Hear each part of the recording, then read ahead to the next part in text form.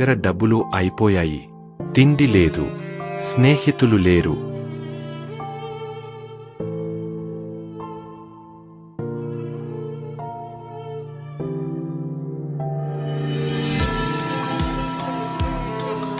ఒంటరిగా ఆకలితో అలమటిస్తూ అతను దొరికిన ఏకైక పని పందులు మేపుతున్న పని తీసుకున్నాడు.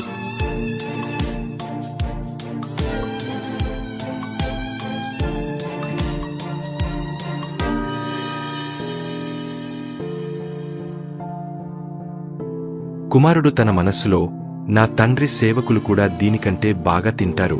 నేను ఇంటికి వెళ్తాను.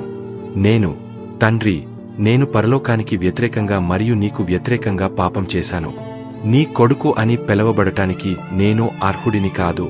కానీ దయచేసి నన్ను తిరిగ సేవకుడిగా తీసుకో అని అంటాను.